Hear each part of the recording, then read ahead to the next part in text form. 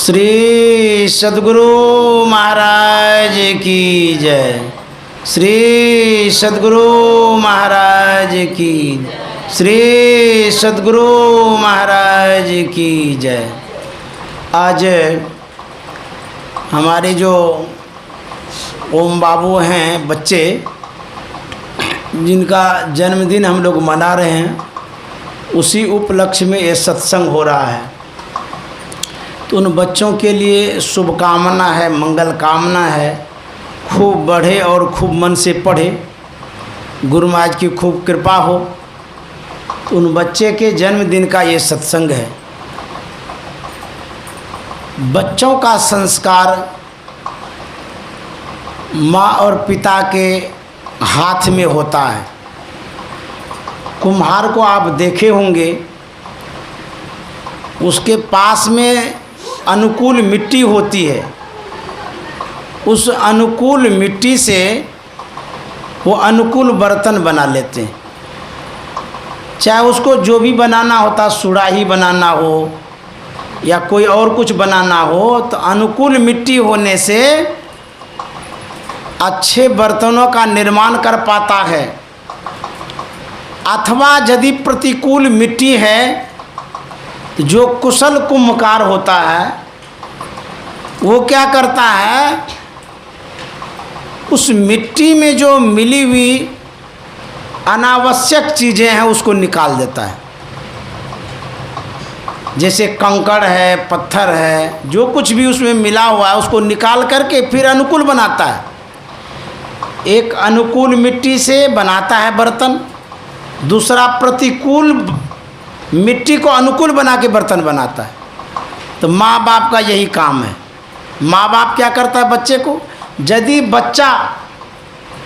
बच्चे से कुसंस्कारी दिखता है तो माँ बाप उसको अच्छा संस्कार डालता है, तो सुधरते सुधरते सुधर जाता है। यदि अच्छा बच्चा है, संस्कारी है, और संस्कार डाल दीजिए तो और अच्छी बात है। तो जैसा आप बनाना चाहेंगे बच्चे को, वैसा बच्चा बनेगा। क्यों? वो बच्चा मिट्टी के समान है। उस चिलम बना लीजिए, सुराही बना लीजिए, चुकिया बना लीजिए, जो बनाएगा बना दीजिए। तो बच्चे को संस्कार आप जैसा देंगे वैसा बच्चा बनेगा। तो माँ बाप के ऊपर डिपेंड करता, निर्भर करता है कि बच्चे को हम कैसा बनाना चाहते हैं। बहुत शिक्षित परिवार में, सभ्य परिवार में ऐसा देखा जाता है कि छोटे से उसमें संस्कार डाला जाता है। मैंने गुरुदेव महर्षि संत सेवी जी महाराज के पास बहुत से भक्तों को आते देखा। बहुत लोगों को मैं देखता था कि मुंडन संस्कार करवाते थे। ऐसे भी श्रद्धालु आते थे, बोलते थे कि हुजूर थोड़ा कैंची से बाल काट दीजिए। मैं भी वहाँ रहता था। तो गुरुदेव कहा करते थे, ये तो काम नाई का है। बोले गुरुदेव आप खाली स्पर्श कर दीजिए, नाई से विशेष काम हो जाएगा। तो गुरुदेव कैंची पकड़ते थे, एक बाल काट देते थे। यह एक संस्कार है। महापुरुषों के द्वारा मुंडन संस्कार कराना एक संस्कार है। हम लोग कर्म कांड में 16 संस्कार पढ़ते हैं। 16 संस्कार हम लोगों के पास, पंडित जी सब बताते रहते हैं। तो मुंडन संस्कार कराते थे। बच्चे को जब लाते थे आश्रम में, छोटे छोटे बच्चे को, गुरुदेव के सामने क्या कहते थे कि हुजूर इसका नाम रख दीजिए, चाहे लड़का हो या लड़की हो। वहीं बैठिए, उधरे रोक दिया करिए वहीं पर। समझ गए? मैंने देखा है। तो कहते थे कि बच्चे का नाम रख दीजिए। तो हुजूर क्या कहते थे, ये तो पंडित जी का काम है नाम रखने का। तो लोग क्या कहते थे, आप तो महापंडित हैं, आप जो नाम रख दीजिएगा वही नाम हम लोग स्वीकार कर लेंगे। तो गुरुदेव ने बहुत से बच्चों को नाम रख कर के संस्कारित किया है। किसी का विभू नाम रखा, किसी का अनुराम नाम रखा, किसी का आरती नाम रखा, किसी का ज्योति नाम रखा। गुरुदेव ने आध्यात्मिक नाम रखते थे। इस तरह से ये संस्कार बच्चों पर दिया जाता है। नामकरण संस्कार, मुंडन संस्कार, अन्नप्राशन का संस्कार। मैंने देखा है जब 6 महीना बच्चे का हो जाता ना, अन्नप्राशन कराते हैं ना, तो कुप्पा घाट लाते थे, खीर बना करके चांदी के कटोरे में लाते थे, चम्मच भी लाते थे लोग सब। उसके बाद कहते थे हुजूर अन्नप्राशन करा दिया जाए, तो चम्मच में खीर लेके छोटे बच्चे के मुंह में डालते थे। का एक फ़ोटो भी मेरे पास है उस समय का, किसी किसी के बच्चे का। उसके बाद मैंने ये भी देखा है कि जब पढ़ने योग्य बच्चा हो जाता है, पढ़ने लायक हो जाता था, गुरुदेव के पास लाते थे पट्टी पेंसिल लेकर के, कहते थे हुजूर इसका शिक्षा वाला संस्कार दे दीजिए। तो बच्चे को बगल में रखते थे, अब पट्टी पेंसिल हुजूर ऐसे रखते थे, बच्चे को पकड़ाते थे, अब पेंसिल पकड़ते थे हुजूर, अब बच्चे को भी पकड़ा देते थे, अब बच्चे का हाथ में अपना हाथ ऐसे लगा के ऐसे ओम लिख देते थे। ये संस्कार बच्चे को देते थे हुजूर, यह संस्कार हो। उसके बाद दीक्षा का संस्कार, जब बड़े हो जाते थे तो दीक्षा के लिए भी आते थे, तो गुरुदेव दीक्षा का भी संस्कार देते थे।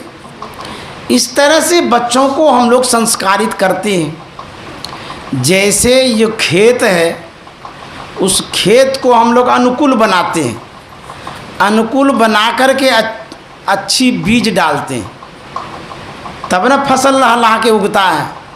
उसी तरह से ये संसार के लोग हैं, खेत के समान हैं।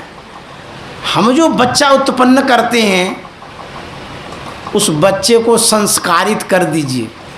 ये नहीं कि मकई गेहूं का बीज फेंक दिए खेत में, उगा तो उगा, नहीं उगा तो नहीं है। नहीं, बच्चा जब जन्म लेता है उसी समय से संस्कार डाला जाता है। आप जैसा बनाना चाहेंगे बनाइए। अब बहुत माताएं लोग, बहुत अभिभावक लोग क्या करते हैं, बच्चे को छोड़ देते हैं, छूट दे देते हैं घूमने के लिए, खाने के लिए, जहाँ तहाँ जाने के लिए। वो बच्चा बिगड़ जाता है। अपने हाथ में बागडोर रखिए, बच्चा जा कहाँ रहा है, उसको क्या पता कहाँ जा रहा है। यदि गलत संगति हो गई तो माँ बाप को डोर रखनी चाहिए, बच्चे का डोर, कहाँ जा रहा है, क्या कर रहा है, हम कैसा बनाना चाहते हैं। सुबह से लेकर के शाम तक बच्चे को गढ़िए। कुम्हार को देखें, खाली बर्तन बना के छोड़ नहीं देता है, अरे ध्यान रखता है वो मिट्टी पर, कहीं पानी पड़ेगा तो मिट्टी भस जाएगा, तो मिट्टी पर ख्याल रखता है। जो बर्तन बना के रखता है, कच्चा बर्तन होता है, उस पर भी ख्याल रखता है कि पानी न पड़ जाए। उसके बाद अनुकूल जब बर्तन ठोकने लाग जब होता तो ठोकता भी है, देखिए गढ़ता है उसको। उसके बाद क्या करता है, गढ़ने के बाद उसको सुखाता है, सुखाने के बाद पकाता है। अब पकाने के बाद जब बहुत बढ़िया से पक जाता है तब बाज़ार ले जाता है और बढ़िया से पैसा कमाता है। उसी तरह से जो आपके पास बच्चा है वो हीरा है, कल्प वृक्ष है, वो भगवान है, वो संत है, क्या पता कौन है। उस बच्चे को गढ़िए, छोड़ मत दीजिए। एक तो माँ बाप होता है जो जाने दो, जहाँ जाता जाने दो, जैसा करता है करने दो, हमको क्या लगता है, अनसा जाता, गुस्सा जाता। नहीं नहीं, ऐसा नहीं करना, छोड़ना नहीं चाहिए। छोड़ दीजिएगा तो यदि बच्चा बिगड़ेल हो गया तो खराब संगति में पड़ा, आप ही को मार देगा, माँ को मारेगा, पिता को मारेगा, तमाचा मारेगा, लाठी मारेगा, जूता भी मारेगा। क्यों? आप छोड़ दिए थे ना बिगड़ेल होने के लिए, बिगड़ने के लिए। आप ही का कर्म किया हुआ इसीलिए मारता है। रोने के लिए जाते हैं दूसरे के पास, अरे आपने जैसा किया वैसा फल पाया है। ये रामायण में लिखा हुआ है, काहुन को सुख दुख कर दाता, निज कृत कर्म भोग सुन भ्राता। लक्ष्मण ने कहा है यदि दुख है तो आपके ही कारण है, यदि सुख है तो आपके ही कारण है। मैंने ऐसा कर्म किया है, चूक हो गई, जिसके कारण हमको इस तरह का दुख हुआ है। भले याद ना हो, बहुत ऐसा कर्म होता है जिसको भूल जाते हैं, विस्मृति हो जाती है, वह कर्म हमारा पीछा करता है। जैसे मान लिया जाए आप खेत में बीज बो दिए, अब बीज बो करके चले गए संसार से, फसल उगा भी नहीं, चले गए। उसके बाद फिर आपका जन्म होता है, तो जब जन्म होता आपको थोड़ा पता है कि हम इस खेत में बीज बोए थे, कुछ भी याद नहीं रहता है, लेकिन उसी खेत का फसल आपको खाना पड़ रहा है कि वही जन्म हुआ, वही बीज बोए हैं आप। तो जैसा आप बो करके जाते हैं वैसा पाते हैं। तो कहेंगे कि हम तो कुछ भी ऐसा कर्म नहीं किए जिसके कारण हमको दुख हो रहा है। किए हैं, आपको याद नहीं है, किसी न किसी जन्म से करते आए, चूक हो गई। इसलिए कहते हैं कि बच्चे को सुधारिए, बच्चे से सुधारिए। तो बच्चे से जब सुधारेंगे, सुधरते सुधरते सुधर जाएगा। आप माता मदालसा को जानते हैं, इतिहासों में पढ़े होंगे या पढ़िएगा। उनके जीवन को जब पढ़ेंगे, उनका जीवन बहुत उत्तम था। वो जब कुमारी थी, समय हो गया शादी का, उनके अभिभावक लोग कहने लगे शादी करो, जैसे आप लोग भी कहते हैं बेटी के लिए कि शादी करो। कोई कोई ऐसी भी बेटियां हैं बोलते नहीं हम अभी नहीं करेंगे या नहीं करेंगे, ऐसा भी बोलती है। जानते माता मदालसा क्या कहते, हम शादी नहीं करेंगे। शादी यदि नहीं करे लड़की, जवान लड़की, माँ बाप को टेंशन नहीं होगा? अरे राम, माँ बाप चिंतित हो गए, ये क्या बोल रही है। पूछा कि भाई आप शादी क्यों नहीं करना चाहते? बोले संसार में बहुत जंजाल जैसा लगता है, बच्चा होगा, कच्चा होगा, कैसा होगा, नहीं होगा, अनुकूल होगा, प्रतिकूल होगा, क्या ठिकाना। इसीलिए हम शादी नहीं करेंगे, ना बच्चा होगा ना हमको टेंशन होगा। तो बोले ऐसा बात नहीं है, सबका बच्चा सब तरह का होता है, एक जैसा थोड़ा होता है। दुर्जन के घर में भी सज्जन उत्पन्न हो जाता है। आप सुने होंगे प्रहलाद की कहानी। उसके पिताजी जो हिरण्यकश्यप था, कितना क्रूर था, भगवान को मानते ही नहीं थे।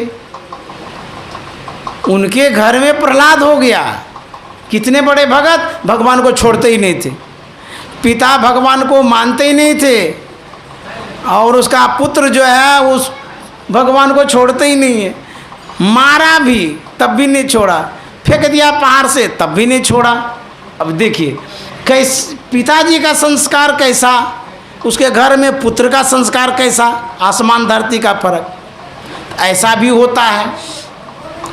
रावण कितना क्रूर था, लेकिन उसके घर में जो मंदोदरी थी, उसकी पत्नी बहुत श्रद्धावान, बहुत भक्तिन थी। वो रावण की पत्नी है, फिर भी उसी के घर में विभीषण था, कितना संस्कारी था। तो अपना अपना संस्कार होता है। ऐसा न समझना चाहिए कि हमारे घर में सब एक के संस्कार के आएंगे। नहीं नहीं, कौन सा कर्म करके वो आएगा नहीं आएगा कोई ठिकाना है। तो संस्कार लेकर के आता है। हे चुप चुप चुप रहो। संस्कार लेकर के बच्चा सब आता है, एक संस्कार का नहीं होता है। एक तो संस्कार लेके आता है, दूसरा संस्कार डाला जाता है। समझ गए? तो संस्कार जो है ये, जैसे अभी हम लोगों का संस्कार कैसा है, बहिर्मुखी है, संसार की तरफ भागते रहते हैं। तो संत महात्मा क्या करते हैं, उत्तम संस्कार डालते हैं, ज्ञान देते हैं, बुद्धि देते हैं, सत्संग सुनाते हैं, अच्छे संस्कार को दे करके सज्जन बना देते हैं। तो संस्कार दिया भी जाता है, और संस्कार पिछले जन्म के लेकर के भी आते हैं। इस तरह से बच्चों को संस्कारित हम करते हैं। यह संस्कार जो संतमत का संस्कार है, ये बड़ा उत्तम संस्कार है। जा उधर, जा घर। समझ गए? तो संस्कार जो है ये बच्चों में डाला जाता है। माता मदालसा जब तैयार नहीं हो रही थी शादी करने के लिए, तो उनके पिताजी प्रयास करने लगे, वर भी ढूंढने लगे। एक सुंदर सा वर, संस्कारित वर ढूंढा, राजकुमार। शायद उनका नाम ऋतध्वज था, कंफर्म नहीं है। तो उनको बुलाया गया माता मदालसा से बात करने लगे वो। तो माता मदालसा तैयार नहीं हो रही थी शादी करने के लिए। उन्होंने कहा कि देखो तुम शादी करो, तुम्हारी जैसी स्त्री और हमारे जैसे संस्कारी पुरुष के संयोग से जो संतान होगी वो तम ही होगी। बोले नहीं क्या ठिकाना कैसा होगा नहीं होगा। बोले मानो मेरी बात को। तो माता मदालसा कहती है कि मेरा एक शर्त है, यदि वो मानेंगे तब हम आपकी बात को मान लेंगे। बोले क्या शर्त है बताओ। बोले मेरा शर्त यही है, जो संतान की उत्पत्ति होगी उसकी शिक्षा दीक्षा मेरे हाथ में होगी। बोले हाँ कोई बात नहीं है। शादी हो गई, ससुराल गई, समय पर संतान की उत्पत्ति हो गई। अब क्या शिक्षा दीक्षा देती है। जन्मा हुआ बच्चा है, गोद में ले लिए, वो क्या कहती है माता मदालसा, तू शुद्ध है, तू बुद्ध है, तू है निरंजन सर्वदा। बोले आप हम तो यही कहेंगे कि पगलिए है ये। तू शुद्ध है, तू बुद्ध है, वो समझता है, यही नहीं कहेंगे। लोग ये सब पढ़ाता नहीं है। वो पढ़ा रही थी तू ब्रह्म है, परमात्मा है, ईश्वर है, उसी के अंश में तुम आए हुए हो। संसार माया इसमें फंसना नहीं सिखा रही थी। गोद में बच्चा है उसको ये सिखा रही है। आप ऐसा संस्कार देते हैं? नहीं देते हैं। किसी को पता भी नहीं है, जिसको पता है वो भी नहीं देता है। यह संस्कार माता मदालसा दे रही थी। तू शुद्ध है, तू बुद्ध है, तू है निरंजन सर्वदा। संसार माया है, इसमें फंसना नहीं। यह माता मदालसा बच्चे से सिखा रही थी, बच्चे में संस्कार डाल रही थी। अब बुझिए कितना छोटा बच्चा और उसको क्या संस्कार वो दे रही है। हम लोग कहाँ देते, बोलिए नहीं, चुपचाप रहिए। हम लोग कहाँ इस तरह का संस्कार देते हैं। वहीं बैठ जाइए, इधर नहीं आइएगा। हम लोग जो है संस्कार कहाँ देते हैं, वो यही सिखाती थी। तू शुद्ध है, तू बुद्ध है, तू है निरंजन सर्वदा। बुझिए गोद में बच्चा है, उसको इस तरह की शिक्षा वो दे रही थी। यह शिक्षा जो है ना हम लोगों को भी बच्चा को देना चाहिए। यदि शिक्षा देंगे इस तरह का तो बच्चे का निर्माण उस तरह का होगा। जिस तरह का संस्कार देंगे उस तरह का बच्चा होगा। तो माता मदालसा ने यही सिखाया है। बच्चों को संस्कारित करो। कैसा संस्कार दो? अध्यात्म का, हमारी जो संस्कृति है उसकी शिक्षा दो। इस तरह से जब सिखाएंगे बच्चों को तब ना आपके बच्चा आपके अनुकूल होंगे। सिखाना पढ़ाना करते नहीं, टीवी दिखाते रहते। टीवी में देखेगा, मोबाइल में देखेगा तो लड़ाई झगड़ा वाला देखेगा तो वही नहीं सीखेगा। और माँ बाप भी वही तरह का सीखता है तो बच्चा भी वही सीखता है। तो बच्चों को संस्कार देना चाहिए अध्यात्म का, संत सद्गुरु का। यह शिक्षा यदि देते हैं तो आपके घर में देखिए कैसा बच्चा होता है। तो जब अनुकूल वातावरण में बच्चे को रखेंगे तब वो संस्कारी होगा। गोस्वामी तुलसीदास जी महाराज ने लिखा है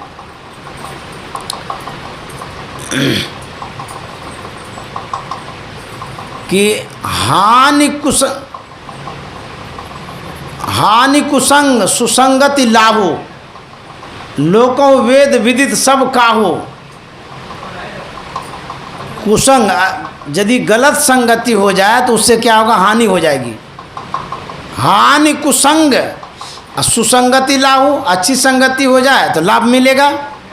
उदाहरण दे के समझाते हैं, गगन चढ़ई रज पवन प्रसंगा, कीचई मिलई नीच जल संगा।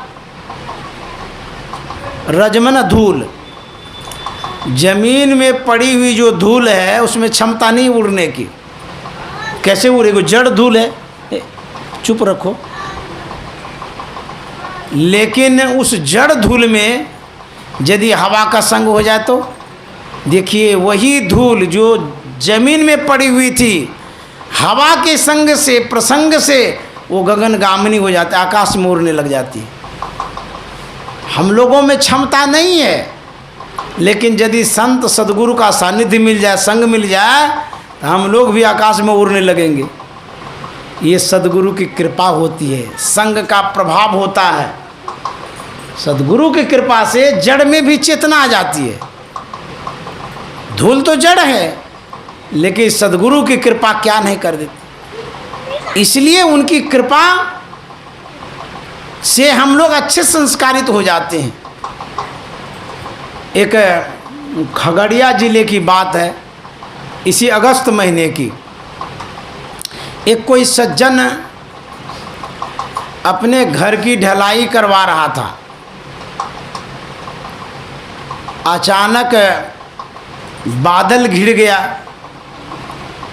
लेबर भी मंगा लिया। बहुत लंबा चौड़ा मकान था, लेबर सब आ गया। सीमेंट का बोरा रखा हुआ बाहर में, वो घर बनेगा तब ना उसको रखेंगे।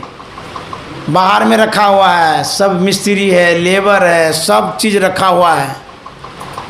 अब बादल जो घिरा तो समाज के लोग भी आते हैं ना ढलैया जब होने लगता देखने के लिए, तो समाज के लोग व्यंग कसने लगे। आज पता चलेगा तुम्हारी गुरु भक्ति का, देखते हैं तुम्हारे गुरु महाराज क्या करते हैं। आज तो सब सीमेंट बर्बाद भी होगा, लेबर इतना आया हुआ है वो भी बर्बाद होगा, सब ढलैया भी नहीं होगा। वो कहता है कि हमारे गुरु महाराज ऐसा हमारे नहीं कर सकते, हमारी इज्जत बचाएंगे, उनकी हम भक्ति करते हैं, भजन करते हैं, उसको मानते हैं। बोला अच्छा आज देखते हैं ना तुम्हारे गुरु महाराज का कितना पावर और शक्ति है।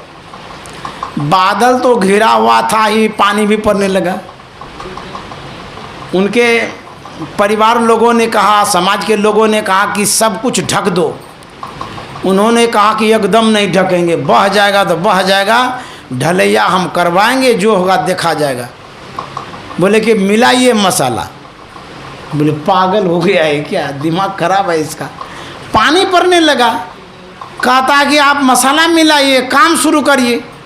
अब पानी पर बोला नहीं, भीज के करो, बहेगा तो बहेगा, गुरु महाराज इज्जत रखेंगे, भसा देंगे, हमारा इतना रुपया जाएगा। बोले तुम लोग करो, हम ध्यान करते हैं। जानते हैं लेबर था, बात तो रखना पड़ा। बोला अच्छा, कहता था हमको क्या है, अब नहीं करेगा तो फिर इतना बड़ा मकान है, फिर होगा नहीं काम। लेबर सबको, मिस्त्री को, सबको लगा दिया। वो एकांत में वहीं पर जाकर के बैठ गया ध्यान में। और ध्यान में जो बैठा, कहा हे गुरु महाराज आपके हाथ में इज्जत है, इतना सीमेंट है, सब बर्बाद हो जाएगा, हमारा मकान आज ढलैया होना चाहिए। तो ध्यान में बैठा तो जानते हैं 2.5 घंटे तक वो बैठा रहा। वो जो बैठा, ऐसा हुआ चमत्कार, गुरु महाराज की ऐसी कृपा हो गई। वो जो पानी खूब पड़ रहा था एकाएक कम हो गया, कम होते होते एकदम बंद हो गया। 2.5 घंटे तक काम होता रहा, तब भी पानी नहीं पड़ा, उसका ढलैया होते रहा। उसके बाद कई एक रोज तक पानी नहीं पड़ा। तो ये गुरु की भक्ति है, गुरु की महिमा है। यदि आप निष्ठावान हैं, गुरु पर आश्रित हैं, अनहोनी को होनी में टाल देते हैं। जो न करे लकीर सो करे फकीर। जो बात दवा से ना होती वो बात दुआ से होती है। जब मिल जाते पूरे मुर्शद तो बात खुदा से होती है। सच्चे सद्गुरु यदि मिल जाएं तो कहना ही क्या है।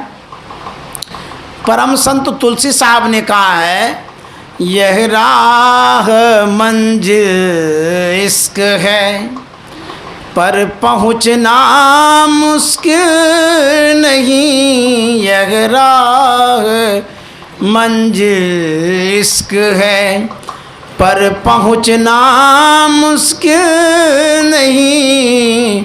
मुश्किल कुशा है रूबरू, जिसने तुझे पंजा दिया।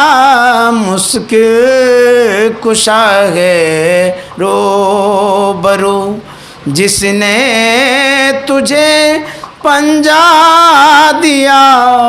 अरे तकी तकते रहो, मुर्शद ने ये पंजा दिया, बेहोश हो मत छोड़ियो, गर चाहे तू जलवा पिया, अरे तकी तकते रहो। तुलसी साहब कहते हैं यह राह मंजिल इश्क है। राह माने रास्ता, मंजिल में ना जहाँ तक आप जाएंगे, जैसे आपका घर है, आप रास्ते में घर तक आएंगे ना, तो परम बहु परमात्मा का जो रास्ता है कहाँ है? आज्ञा चक्र में, सुषुम्ना में, 10वां द्वार में आज्ञा चक्र में रास्ता है। वह जो रास्ता है प्यार का है, प्रेम का है, स्नेह का है, श्रद्धा का है, भक्ति का है, विश्वास का है, निष्ठा का रास्ता है। ये राह मंजिल इश्क है। पर पहुंचना मुश्किल। पर क्यों लगा दिए? पर, किंतु, परंतु जब आता है कुछ न कुछ गड़बड़ होता है।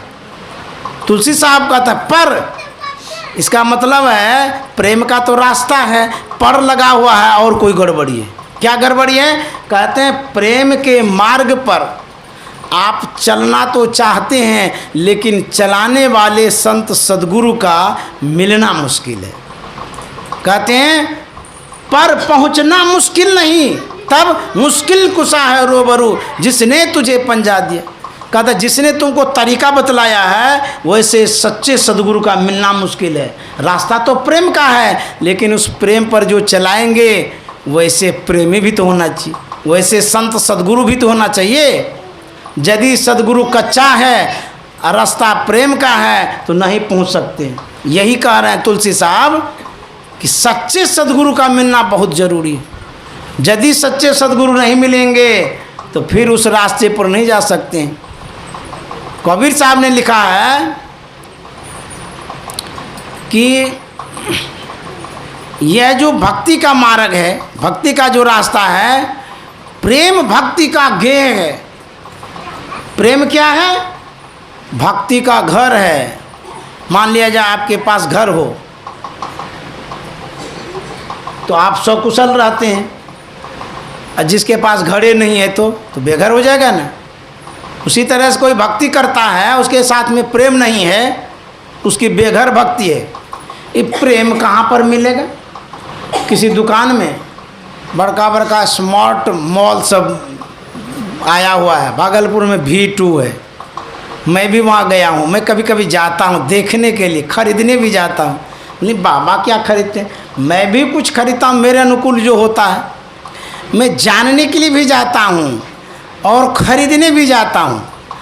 कलकत्ता जब जाता हूँ वहाँ भी जाता हूँ बड़का मॉल में, जब छत्तीसगढ़ जाता हूँ रायपुर वहाँ भी जाता हूँ बड़का मॉल में। भगत सब ले जाते हैं, वहाँ का जो सामान होता है मेरे अनुकूल, जैसे चप्पल है, जूता है या कपड़ा है, वो सब मैं खरीदता हूँ और देखता भी हूँ कि कहीं वहाँ प्रेम है कि नहीं है, वहाँ शांति है कि नहीं है, वहाँ सुख है कि नहीं है। नहीं है, वहाँ हाहाकार मचा हुआ है, तबाह है, अशांति है, दुख है, भौतिकता का भरमार है, लेकिन प्रेम नहीं है वहाँ। मैंने किसी से पूछा कि भारत में प्रेम नहीं है तो अमेरिका में हो सकता है। नहीं वहाँ भी नहीं है। बोले क्यों? उतना पैसा वाला वो खरीद के नहीं रख सकता है। नहीं ये प्रेम खरीद बिक्री वाला नहीं है। कहते हैं यह जो प्रेम है, प्रेम न बारी उपजे, प्रेम न हाट बिकाए, और राजा प्रजा जय रुचे शीश दे ले जाए। प्रेम को कहीं खरीद नहीं सकते हैं, कोई बाजार में नहीं है या खेत में उपजता नहीं है। कहते हैं प्रेम मिलता है कहाँ? सद्गुरु के पास, संत सद्गुरु के पास मिलता है। तो कैसे मिलेगा? प्रेम को उत्पन्न करने के लिए क्या करना होगा? गोस्वामी जी ने लिख दिया है, उनके पद्यों को पढ़ेंगे तो पता चलेगा कैसे प्रेम होगा आपके अंदर में। ये सूत्र बतला रहे हैं। प्रेम उत्पन्न करने का एक सूत्र है। जैसे गणित में सूत्र नहीं होता है, मैथ जब बनाते हैं उसका सूत्र होता है। जिस स्टूडेंट को सूत्र मालूम होता है उसका हिसाब हल हो जाता है, जिनको मालूम नहीं तो बोखते रहता है, परेशान होता है। उसी तरह प्रेम यदि चाहिए तो उसका सूत्र मैं बतला रहा हूँ। क्या सूत्र है? गोस्वामी जी कहते हैं जाने बिनु न होई प्रतीति, बिनु प्रतीति होई नहीं प्रीति, प्रीति बिना नहीं भक्ति ढाई, जिमे खगेश जल के चिकनाई। किसी के प्रति यदि प्रेम उत्पन्न करना हो, किसी के प्रति A to Z, कोई पार्टिकुलर नहीं है, कोई एक व्यक्ति नहीं है, कोई एक वस्तु नहीं, किसी वस्तु या व्यक्ति, किसी के प्रति यदि प्रेम उत्पन्न करना चाहते हैं तो क्या करना होगा? कहते हैं पहले उसको जानना होगा, वस्तु को जानना होगा, तब वस्तु से प्रेम होगा। जैसे मान लें मोबाइल है, आपके पास 30,000 का मोबाइल है, कितना अच्छा से रखते हैं, सिरहोना के बगले में रखते हैं, कोई छू ना ले, कोई ले ना ले। जब आते हैं तो पर्स में रखते हैं, झाँप के रखते हैं। क्यों ऐसा करते हैं? आप जानते हैं उस मोबाइल का दाम 30,000 का है, तो पहले जाने तब न प्रेम हुआ। तो प्रेम के कारण ही तो पास में रखते हैं, प्रेम नहीं रखा तो फेंकने देंगे।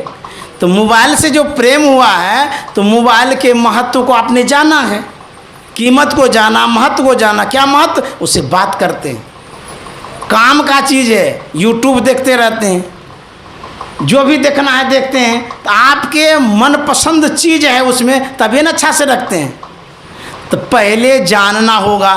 तो मोबाइल जब आप खरीदे थे, कोई भी जितने आदमी बैठे हैं उसके लिए कह रहे हैं, जब आप खरीदे थे उसके पहले मोबाइल को पहले जाने हैं आप, चाहे दोस्त से, मित्र से, सगे से, संबंधी से, देख के जाने, सुन के जाने, समझ के जाने हैं ना पहले। अरे मोबाइल बड़ा अच्छा काम का चीज़ है, इसमें ये सब होता है, ले लो, बात करने में अच्छा होगा। बोले वो फालतू वाला है, ये पहले कहते होंगे। हमारे कुपा घाट में खेतान जी थे, बूढ़े, किताब बेचते थे, देखे होंगे बहुत पहले जाते होंगे तो। साहित्यागार में रहते थे, खूब बूढ़े मारवाड़ी थे। उसके पास जब मैं जाता था तो मैं कहता था एगो मोबाइल ले लीजिए ना, काम करते रहते हैं, भगत सबसे बात होगा, है फालतू है सब, मोबाइल में समय बर्बाद होगा, ये सब हम नहीं लेते हैं। 1 साल तक मैं कहते रहा, क्योंकि हुजूर की सेवा से आते थे तो उन्हीं के पास जाते थे, रोज कहते थे, रोज कहते थे। कहते कहते एक दिन मन बन गया उनका, तो छोटका मोबाइल लिया, कम दाम वाला। तो जब लिया तो बात करने लगा। जब उसको रस मालूम हुआ, ऐसा हुआ कि डबल मोबाइल खरीद लिया। उसके बाद तो जीवन भर नहीं छोड़ा मोबाइल। अब कैसे प्रेम उत्पन्न हुआ?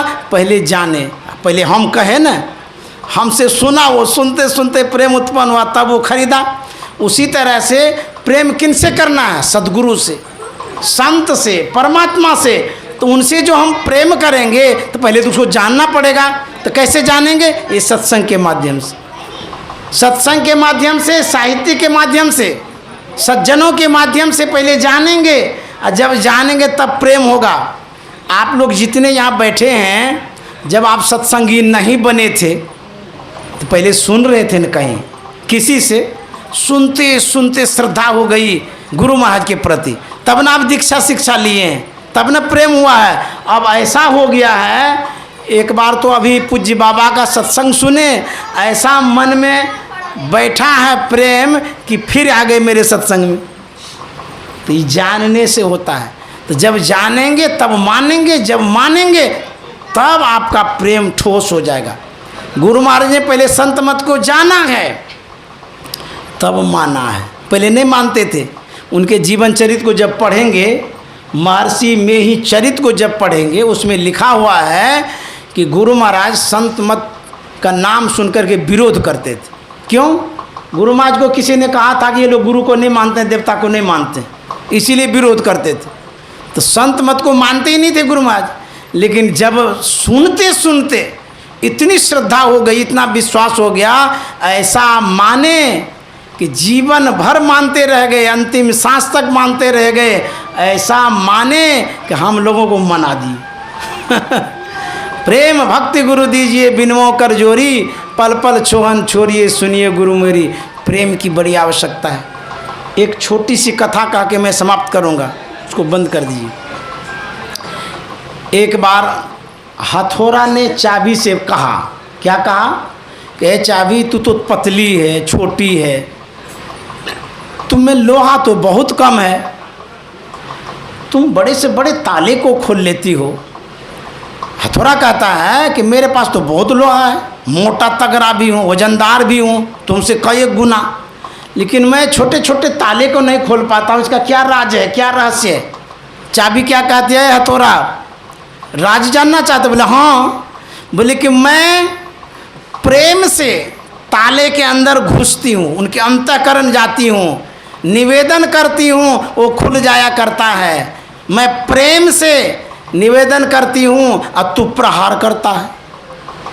मैं बुद्धि से काम करती हूँ, तू बल से काम करता है, इसीलिए ताला नहीं खुलता है। तो प्रेम से मोटा मोटा ताला भी खुल जाता है, समझ गए। और यदि प्रहार करेंगे, जबरदस्ती करेंगे, तो छोटा भी काम नहीं बनेगा, जो बनने वाला वो भी बिगड़ जाएगा। तो प्रेम की बड़ी आवश्यकता है। घर में प्रेम, परिवार के साथ प्रेम, समाज के साथ प्रेम, देश के साथ प्रेम, साधना के प्रति प्रेम, सत्संग के प्रति प्रेम, प्रेम की बड़ी आवश्यकता है। प्रेम उत्पन्न यदि करना चाहते हैं तो आपको साहित्य एक बहुत बड़ा माध्यम है, सत्संग दूसरा माध्यम है, संत महात्मा तीसरा माध्यम है। इस तरह इस माध्यम को जब अपनाएंगे तब प्रेम उत्पन्न होगा। मैं स्वामी विवेकानंद जी महाराज को नहीं जानता था, मुझे पता भी नहीं था शुरू में। जानते हैं, एक बार पुस्तकालय में जब गया, उनकी पुस्तकों को जब देखा तो उल्टाया पलटाया, पढ़ने लगा। पढ़ते पढ़ते बड़ा अच्छा लगा उनकी वाणी, इतना अच्छा लगा, इतना अच्छा लगा कि मैं बहुत पढ़ने लगा। उनमें श्रद्धा हो गई मेरी, अभी भी मैं मानता हूँ। तो कैसे प्रेम हुआ, पहले जाने पढ़ करके।